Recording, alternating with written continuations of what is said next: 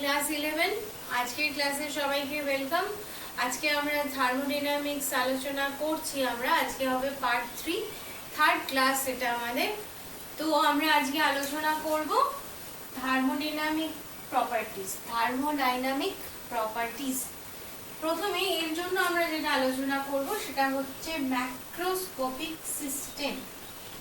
Macroscopic system শুরুতে আমরা অল্প বলেছিলাম যে ম্যাক্রোস্কোপিক সিস্টেম আমরা কাকে বলবো। ম্যাক্রোস্কোপিক সিস্টেমকে বাংলায় ইন্দ্রিয় গ্রাহ্য সিস্টেমও বলা হচ্ছে। তো বহু সংখ্যক অণু, পরমাণু বা আয়নের সমন্বয়ে গঠিত সিস্টেমকে আমরা বলবো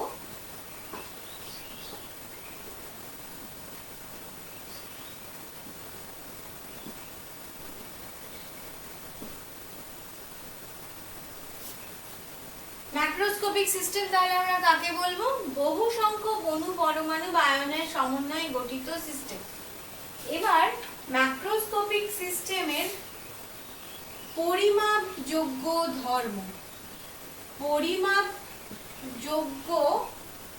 ধর্মকে আমরা বলবো ম্যাক্রোস্কোপিক প্রপার্টিজ বা ইন্দ্রিয় গ্রাহ্য ধর্ম। তাহলে ম্যাক্রোস্কোপিক সিস্টেমের যে ধর্মগুলোকে পরিমাপ করতে পারি সেই ধর্মগুলোকে আমরা কি বলবো? সেই ধর্মগুলোকে আমরা বলবো ম্যাক্রোস্কোপিক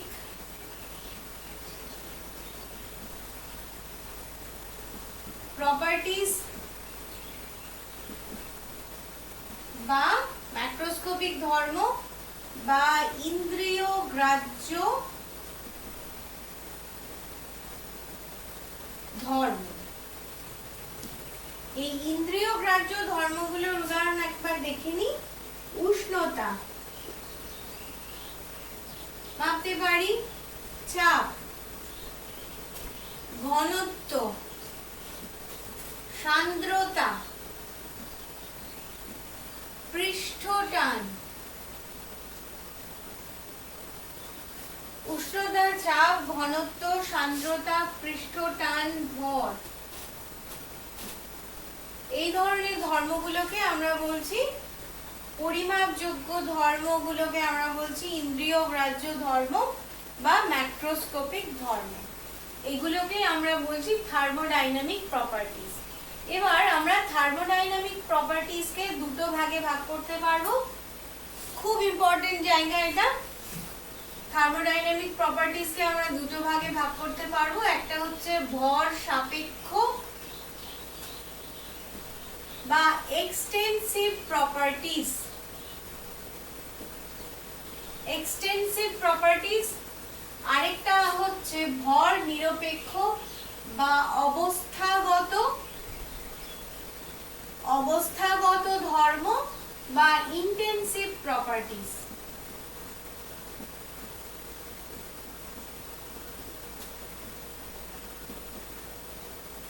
তাহলে থার্মোডাইনামিক প্রপার্টিজকে আমরা দুভাগে ভাগ করলাম।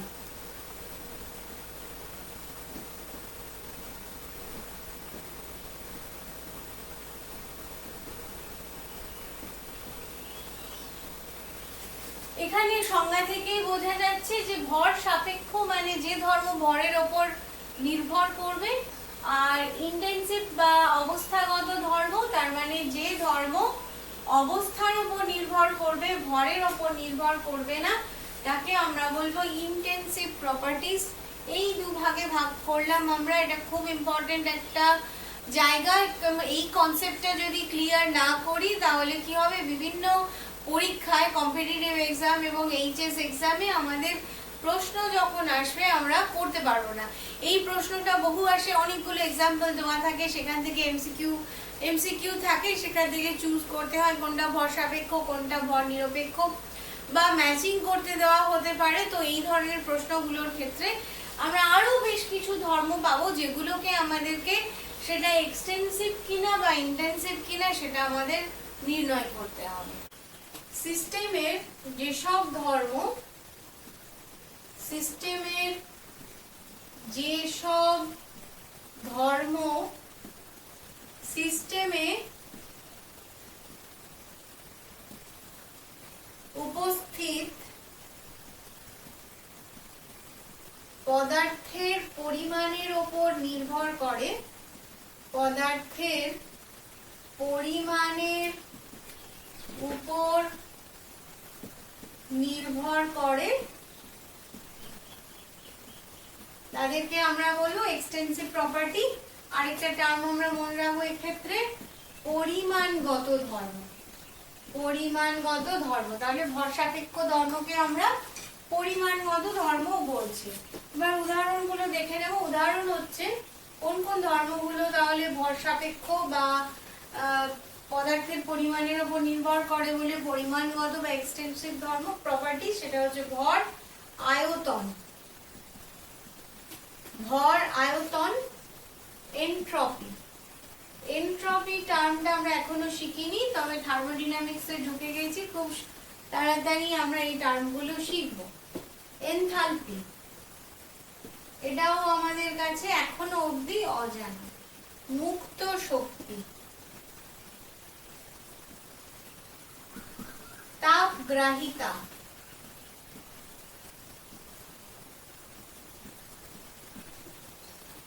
মুক্ত শক্তিকে বলি ফ্রি এনার্জি, আর একটা হচ্ছে ইন্টারনাল এনার্জি বা আন্তঃশক্তি। একটা সিস্টেমের আন্তঃশক্তি, মোল সংখ্যা, এইগুলোকে আমরা বলছি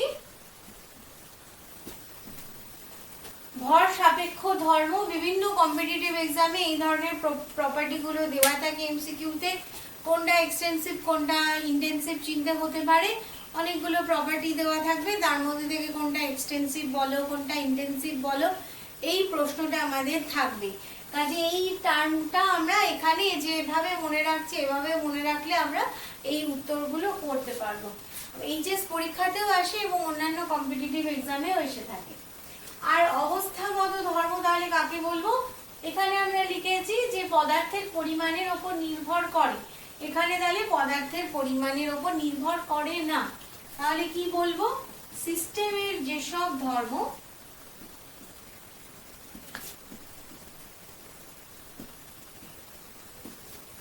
সিস্টেমে উপস্থিত পদার্থের পরিমাণের উপর নির্ভর করে না, তাদেরকে আমরা বলবো ইন্টেন্সিভ প্রপার্টি। পদার্থের টার্মগুলো কিন্তু কার কি নাম সেটা জানাও দরকার। পরিমাণের উপর নির্ভর করে না।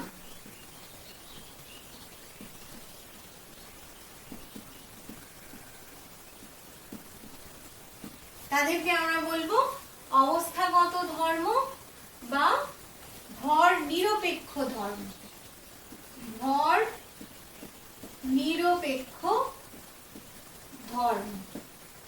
এর উদাহরণ কি হবে? চাপ, উষ্ণতা। আর আরেকটা জিনিস মনে রাখার সুবিধার জন্য বলছি, এখানে যেমন এনট্রপি, এনথালপি, মুক্ত শক্তি আছে, তাদের আগে আমি মোলার লাগিয়ে দেবো, তাহলে আমার হয়ে যাবে অবস্থাগত বা ভর নিরপেক্ষ ধর্ম। তাহলে কি হয়ে যাবে? মোলার আয়তন,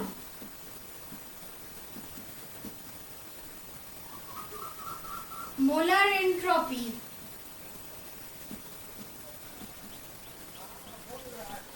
মোলার এনথালপি,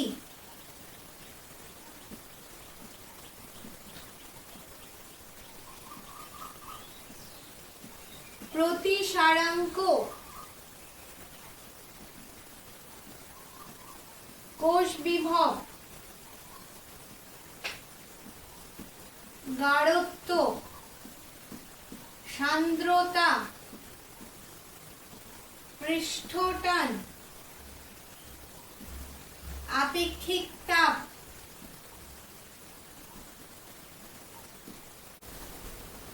ঘনত্ব,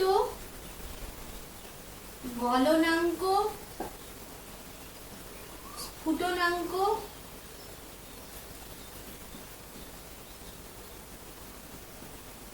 বাষ্পচাপ,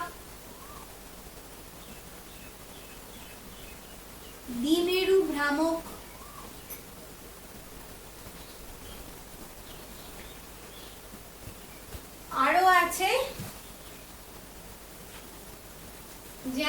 আমরা ওখানে মোলার আয়তন, মোলার এন্ট্রপি, মোলার এনথালপি লিখেছি, কিন্তু মোলার আন্তঃশক্তি কোথায় হয়ে যাবে? ভর সাপেক্ষ বা ইন্টেন্সিভ, ভর নিরপেক্ষ বা ইন্টেন্সিভ, মোলার আন্তঃশক্তি। আচ্ছা, আর মোলার মুক্ত শক্তি,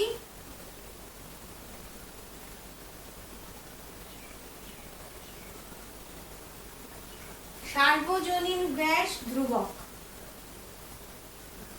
সার্বজনীন গ্যাস ধ্রুবক।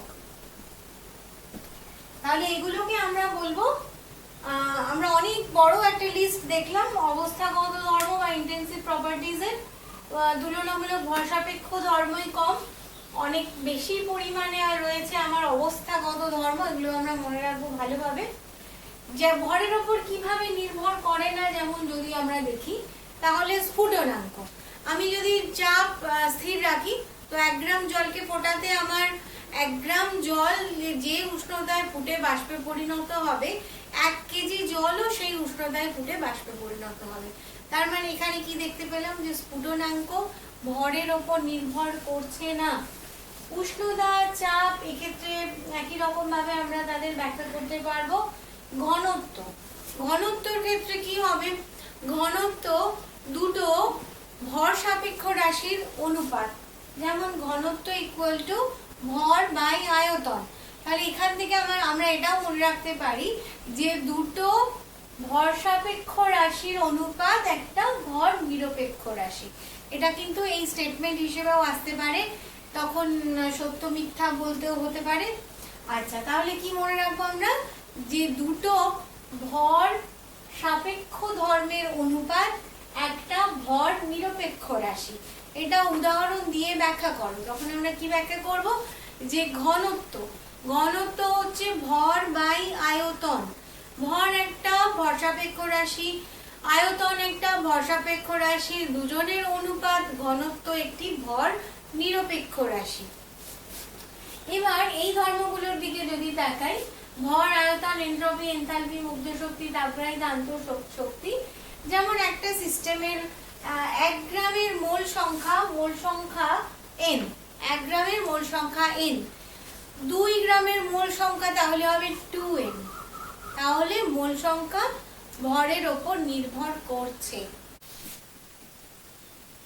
দুটি পরিমাণগত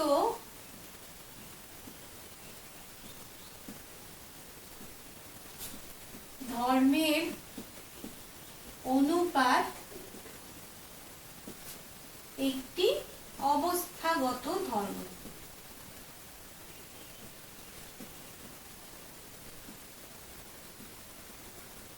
যেমন D = m/v। তাহলে ঘনত্ব একটা অবস্থাগত ধর্ম, ভর এবং আয়তন হচ্ছে পরিমাণগত ধর্ম। আরেকটা নাম্বার 2 মনে রাখতে হবে, কোনো পরিমাণগত ধর্মকে সেই সিস্টেমের প্রতি একক পদার্থের পরিমাণ দিয়ে আমরা যদি প্রকাশ করি তখন সেটা হয়ে যায় অবস্থাগত ধর্ম। যেমন আমি যেটা মনে ওই molar entropy, molar enthalpy, molar আন্তঃশক্তি মনে রাখার ক্ষেত্রে যেটা বললাম, সেই পয়েন্টটা এটা, যে সিস্টেমের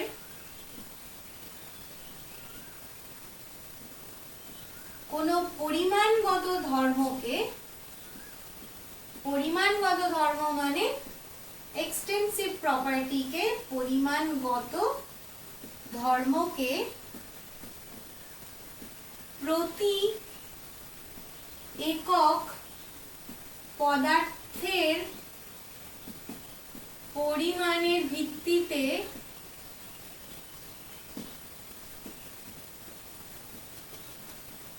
প্রকাশ করলে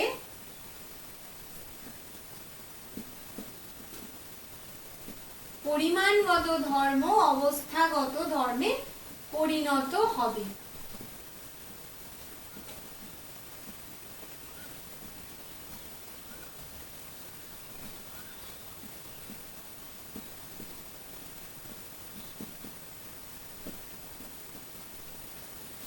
যেমন আমরা কি দেখলাম,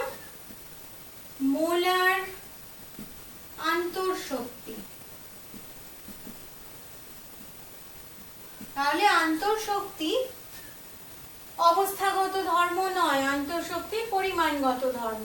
মোলার আন্তঃশক্তি মানে আন্তঃশক্তি প্রতি মোল। তাহলে আন্তঃশক্তি প্রতি মোল সেটা হয়ে যাচ্ছে কিন্তু আন্তঃশক্তি পার মোল।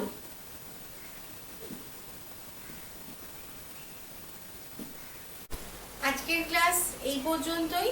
মন দিয়ে ভিডিও দেখতে থাকো আর বন্ধুদের সাথে শেয়ার করো।